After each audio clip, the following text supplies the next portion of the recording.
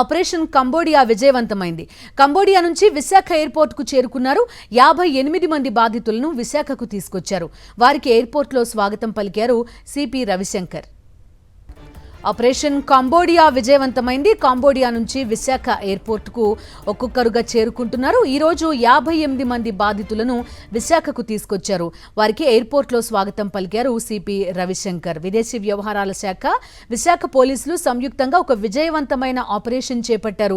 Data entry లెవెల్లో ఇక్కడి నుంచి అటు ఆంధ్రప్రదేశ్, తమిళనాడు ప్రాంతాలకి చెందిన పలువురిని ఇక్కడి నుంచి తీసుకెళ్లారు. వారి దగ్గర నుంచి పాస్పోర్ట్లు లాగేసుకుని నిర్బంధించిన పరిస్థితి.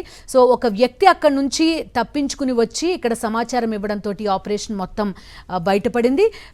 ఆపరేషన్ అక్కడ ఇండియన్ ఎంబసీ, కాంబోడియాలో ఇండియన్ ఎంబసీ కలగజేసుకుని వీరందరినీ వారి చెర నుంచి విడిపించి స్వదేశానికి తీసుకువస్తున్నారు.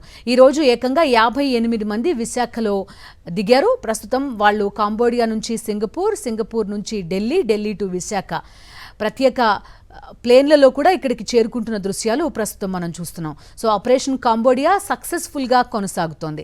అదేవిధంగా పోలీసులు ఎవరికైనా ఒక ప్రత్యేక హెల్ప్ లైన్ కూడా ఏర్పాటు చేశారు.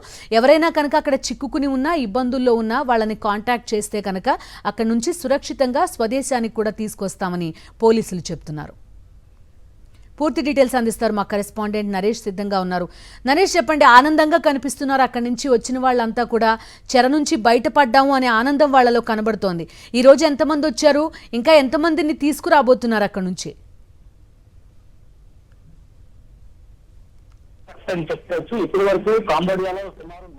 చెప్పుకోవచ్చు. ఇప్పటి వరకు కాంబోడియాలో సుమారు 420 మందిని ఆ చెర నుంచి విడిపించారు. అయితే అందులో 58 మంది ఢిల్లీకి చేరుకోవడం జరిగింది. ఢిల్లీ నుంచి ఇప్పుడు విశాఖపట్నం చేరుకున్నారు. మరికొద్దిసేపట్లో విశాఖ విమానాశ్రయం నుంచి వారు బయటకు రానున్నారు. పూర్తి స్థాయిలో కూడా అంటే ఆపరేషన్ కాంబోడియాకి సంబంధించి ఇక్కడి నుంచి ఉద్యోగాల పేరిట మోసపూరితంగా కొంతమంది ఏజెంట్లు వారిని కాంబోడియా తీసుకెళ్లి అక్కడ అమ్మేవేయడం జరిగింది. ఆ తర్వాత వారు అక్కడ చిత్రహింసలకు గురవుతున్నారు.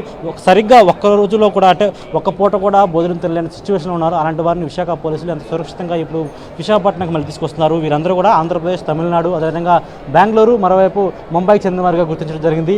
అందులో భాగంగానే మొత్తం పూర్తిగా కూడా అంటే మనం ఇప్పుడు ఎయిర్పోర్ట్లో చూస్తున్నాం ఏ విధంగా సిచ్యువేషన్ ఉందో. పూర్తిగా కూడా బందోబస్తు ఏర్పాటు చేయడం జరిగింది. వారందరినీ కూడా తీసుకొచ్చిన తర్వాత వారి దగ్గర నుంచి కీలక సమాచారం రాబట్టే అవకాశం ఉంది. ఇప్పటివరకు వారు ఎంతవరకు సైబర్ నేరాలు చేశారు, సైబర్ నేరాలు చేసిన తర్వాత ఎన్ని కోట్ల రూపాయలు కొల్లగొట్టారు, అదేవిధంగా ఆ కోట్ల రూపాయలు ఏ కంపెనీలకి మదిలించడం జరిగింది. ఎందుకంటే ఇదంతా కూడా చైనీస్ గ్యాంగ్ చేసినట్లుగా ఇప్పటివరకు విశాఖ పోలీసులు దీన్ని ఛేదించడం జరిగింది. ఆ చైనీస్ గ్యాంగ్ ఏ కంపెనీకి సంబంధించినది, అదేవిధంగా కాంబోడియాలో ఎవరైనా అధికారులు వీరికి సహకరించారా, కాంబోడియాలో సుమారు ఎంతమంది ఉంటుంటారు. ఇప్పటివరకు ప్రాథమికంగా విశాఖ పోలీసులకు తెలిసిన సమాచారం ఒకటే, సుమారు భారత్ నుంచి 5,000 మంది ఆ చెరలో ఇరుక్కుపోయారని, 5,000 మంది కూడా భారతీయులను గుర్తించారు. భారతీయులను ఇక్కడి నుంచి కాంబోడియా తీసుకెళ్లి ఆ చైనీస్ గ్యాంగ్ మళ్ళీ భారత్ పైనే సైబర్ అటాక్ చేయిస్తుంది, సైబర్ నేరాలకు పాల్పడాలని వారు ప్రోత్సహిస్తుంది. అదేవిధంగా వారు సైబర్ నేరాలు చేయకపోతే వారిని చిత్రహింస గురి చేసినట్లు కూడా విశాఖ పోలీసులు తెలియజేశారు. మరోవైపు ఇక్కడి నుంచి యువకులు తీసుకెళ్లి సైబర్ నేరాలకు పాల్పడినట్లయితే యువతులతో ప్రాస్టిట్యూషన్, అదేవిధంగా గ్యాంబ్లింగ్, మిగిలిన అసాంఘిక కార్యకలాపాలు పాల్పడుతున్నట్టుగా గుర్తించారు విశాఖ పోలీసులు. మరోవైపు ఇండియన్ ఎంబసీ కూడా పూర్తి స్థాయిలో కాంబోడియా ప్రభుత్వంతో పూర్తిగా కూడా సమన్వయంగా పనిచేసి ఎవరైతే అక్కడ నుంచి ఇక్కడికి చేరుకుంటున్నారో వీళ్ళందరినీ విచారించే అవకాశం ఉందా?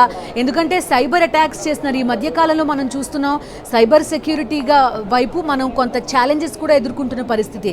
ఎక్కడెక్కడి నుంచి ఇటువంటి అటాక్స్ జరుగుతున్నాయి, లేకపోతే ఈ స్కామ్లు, సైబర్ స్కామ్లు కానీ ఇవన్నీ ఎక్కడి నుంచి జరుగుతున్నాయి, ఇలాంటి అంశాలన్నీ కూడా కొంత ఇబ్బంది కలిగిస్తున్న పరిస్థితి. వీళ్ళని విచారిస్తే కొంతవరకు ఏమన్నా ఇన్ఫర్మేషన్ తెలిసే అవకాశం ఉంటుందా? పోలీసుల వెర్షన్ ఏంటి ఈ అంశం పైన? అస్బిందు కరెక్ట్గా ఎగ్జాక్ట్గా ఏంటంటే ఇప్పుడు విశాఖపట్నం అంటే మొత్తం భారత వ్యాప్తంగా కూడా ఫెడెక్స్ స్కామ్ జరుగుతుంది, అదేవిధంగా కొరియర్ స్కామ్స్ జరుగుతున్నాయి. మరోవైపు టెలిగ్రామ్ కేంద్రంగా కూడా కొన్ని గ్రూప్స్ని ఏర్పాటు చేసి దాని ద్వారా టాస్క్ గేమ్ పేరుతో కూడా కొన్ని గేమ్స్ పేరుతోటి సైబర్ నేరాలు పాల్పడుతున్నారు. సేమ్ వీళ్ళందరూ కూడా కాంబోడియాలో కూర్చొని ఒక సైబర్ టవర్ని ఏర్పాటు చేసి ఆ సైబర్ టవర్లో వీళ్ళు నిర్బంధించి అక్కడి నుంచి మన భారతీయులపై సైబర్ అటాక్ చేస్తున్నారు, సైబర్ నేరాలు పాల్పడుతున్నారు. మొత్తం ఇప్పటి వరకు విశాఖపట్నంలో ఈ విధంగా ఫెడెక్స్ స్కాము, అదేవిధంగా టాస్క్ గేమ్ పేరుతో 50 నుంచి 80 కోట్ల మేర సుమారు కూడా మొత్తం వరకు బాధితులు నష్టపోయిన విశాఖ పోలీసులు తెలియజేశారు. అయితే సేమ్ ఎవరైతే ఇప్పుడు బయటకు వస్తున్నారో బాధితులు వారే ఒకప్పుడు నిందితులనే చెప్పుకోవచ్చు. అదేవిధంగా వారిని చాలా చిత్రహింసలు పెట్టి ఆ నేరాలకు పాల్పడాలని వారు చిత్రహింసలు పెట్టడంతో వారు నేరాలు పాల్పడ్డారు. వారి దగ్గర నుంచి మొత్తం పూర్తి సమాచారాన్ని రాబడతారు. ఎందుకంటే ఇక్కడి నుంచి డేటా ఎంట్రీ ఉద్యోగాలు ఇప్పిస్తారని అక్కడ తీసుకెళ్ళడం జరిగింది. తీసుకెళ్ళిన తర్వాత సైబర్ నేరాలకు పాల్పడాలని చెప్పడంతో వారిని చిత్రహింసలు గురి చేయడంతో వారు తప్పక సైబర్ నేరాలకు పాల్పడ్డారు. ఇలాంటి తరుణంలో వారు ఏ విధంగా సైబర్ నేరాలకు ట్రైనప్ చేశారు, అదేవిధంగా వారితో పాటు ఇంకా ఈ గ్యాంగ్లో ఇంకెవరైనా ఉన్నారనే కోణంలో కూడా వీరిచ్చే సమాచారం బట్టి ఇప్పుడు వచ్చే బాధితులు ఇచ్చిన సమాచారం బట్టే కీలక సమాచారం రాబడతారు విశాఖ పోలీసులు. Okay Naresh, thank you.